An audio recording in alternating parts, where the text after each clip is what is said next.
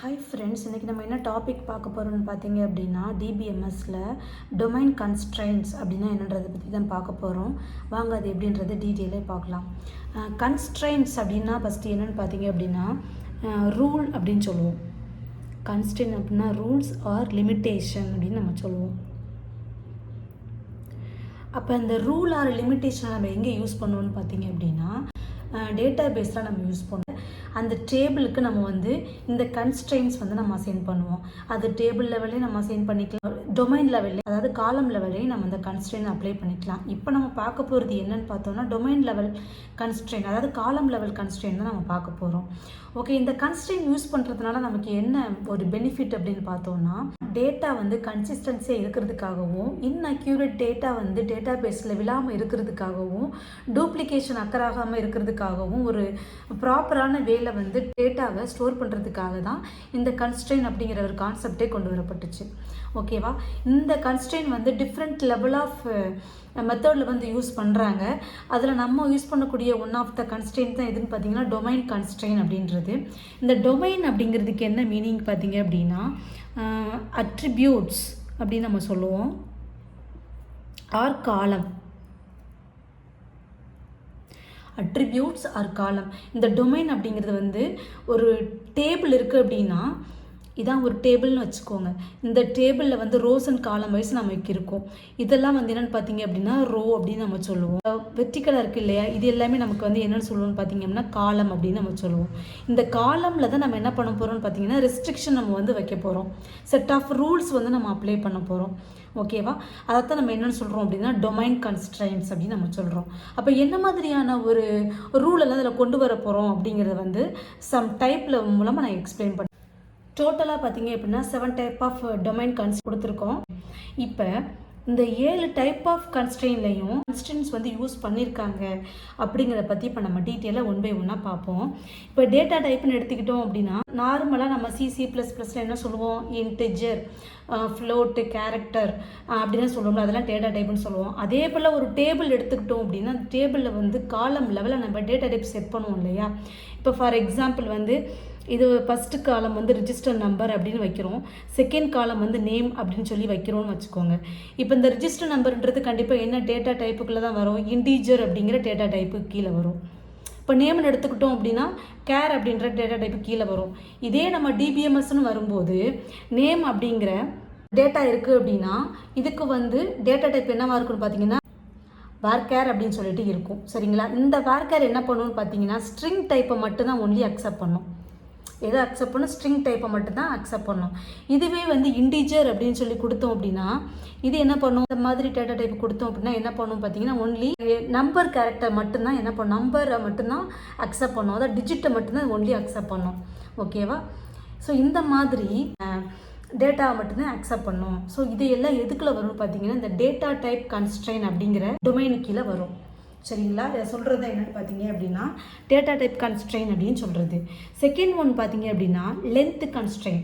Length constraint அப்படிங்கிறது வேறு ஒன்றுமே கிடையாது. இப்போ நம்ம பார்த்தோம் இல்லையா, நேம்னா வேர்கேர் யூஸ் பண்ணுவோம், அதுக்கு ஸ்ட்ரிங்கை மட்டும் தான் டைப் பண்ணுவோம் சொன்னோம் இல்லையா.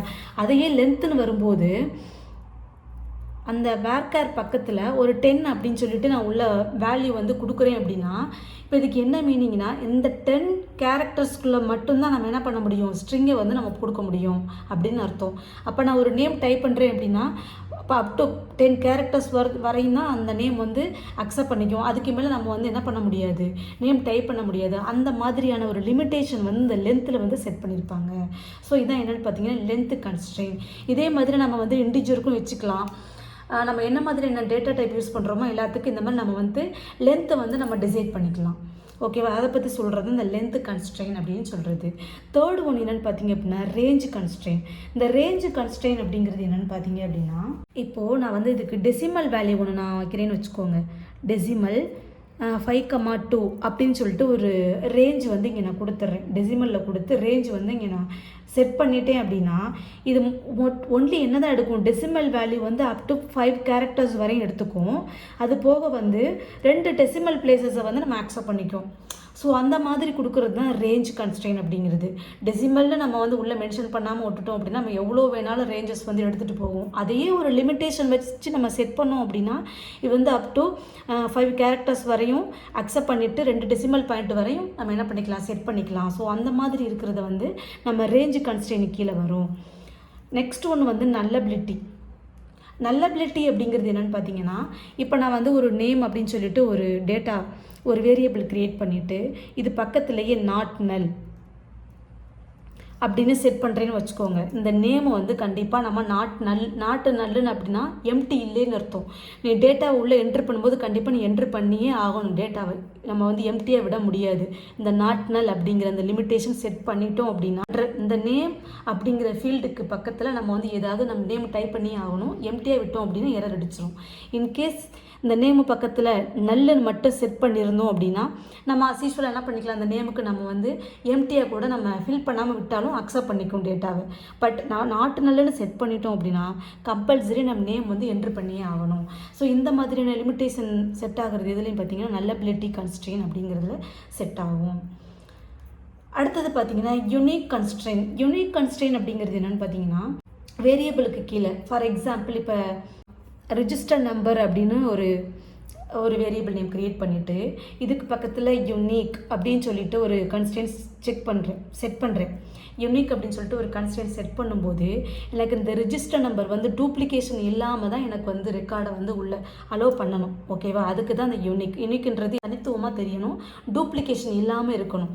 இப்போ இந்த டேட்டா உள்ளே ஆட் பண்ணும்போது ஃபஸ்ட் நம்பர் ரிஜிஸ்டர் நம்பர் 1ன்னு போட்டு செகண்ட் ரிஜிஸ்டர் நம்பர் 1 நம்ம போட்டோம்னா இங்கே டூப்ளிகேஷன் அக்கர் ஆகுது இல்லையா? ஸோ இந்த டூப்ளிகேஷன் இல்லாமல் யூனிக்காக ரெக்கார்டு வரணும் அப்படிங்கிறதுக்காக தான் என்ன பண்ணுறோம், இந்த யூனிக் கன்ஸ்ட்ரெயின் யூஸ் பண்ணுறோம். அப்போ யூனிக் கன்ஸ்ட்ரெயின் யூஸ் பண்ணும்போது 1 2 3 இந்த மாதிரி நமக்கு வந்து ரெக்கார்டு வந்து யூனிக்காக நமக்கு வந்து கிடைக்கும். ஸோ அந்த பர்பஸ்க்கு தான் இந்த யூனிக் கன்ஸ்ட்ரெயின் யூஸ் பண்ணுறோம். நெக்ஸ்ட் ஒன்று என்னென்னு பார்த்தீங்கன்னா செக் கன்ஸ்ட்ரெயின். செக் கன்ஸ்ட்ரெயின் வந்து மோஸ்ட்லி வந்து நமக்கு ரொம்ப தேவைப்படக்கூடிய ஒரு கன்ஸ்ட்ரெயின். இது என்ன பர்பஸ்க்காக யூஸ் பண்ணுறோன்னு பார்த்தீங்க அப்படின்னா இப்போ ஒரு ஏஜே இருக்குன்னு வச்சுக்கோங்க. இப்போ ஏஜ் வந்து ஒரு எக்ஸாமுக்கு அப்ளை பண்ண போகிறோம் அப்படின்னா மினிமம் 18 ஒரு ஏஜ் வந்து 18 இருந்தால் நம்ம அப்ளை பண்ண முடியும் எந்த ஒரு எக்ஸாமும். அப்போ அதுக்கேற்ற மாதிரி நம்ம வந்து இங்கே ஒரு கண்டிஷனை கொடுக்குறோம். அப்போ என்ன பண்ண போகிறோம், செக் ஏஜ் கிரேட்டர் தென் 18 இந்த மாதிரி கொடுத்துட்டோம் அப்படின்னா 18 வயசுக்கு மேலே இருக்கிற ஏஜை மட்டும்தான் பார்த்து செக் பண்ணணும். இருந்துச்சுன்னா அந்த கண்டிஷன் எடுத்துகிட்டு நம்ம ரெக்கார்டை வந்து டேட்டா பேஸ்குள்ளே போடும். புரியுதா? ஸோ இந்த மாதிரியான ஏஜை வந்து செக் பண்ணி இந்த மாதிரி செக் பண்ணுறதுக்கு கன்ஸ்ட்ரெயின் வைக்கிறாங்க. இப்போ நான் வந்து கன்ஸ்ட்ரெயின் யூஸ் பண்ணாமல் நான் வந்து ஒரு டேட்டாவை கொடுக்குறேன் அப்படின்னா ஆட்டோமேட்டிக்காக என்ன ஒரு ஏஜாக இருந்தாலும் உள்ளே நமக்கு ரெக்கார்டு சேவ் ஆகிட்டே இருக்கும், டூப்ளிகேஷன் அக்கர் ஆகிறதுக்கு வாய்ப்பு இருக்குது. ஒரு கன்சிஸ்டன்சியான ஒரு டேட்டா வந்து நம்ம எடுக்க முடியாது. ஸோ அந்த பர்பஸ்க்கு தான் என்ன பண்ணுறாங்க, இந்த செக் அப்படின்ற கன்ஸ்ட்ரெயின் வந்து யூஸ் பண்ணுறாங்க. அடுத்து லாஸ்ட் ஒன்று என்ன பார்த்தீங்கன்னா டிஃபால்ட்டு கன்ஸ்ட்ரெயின்.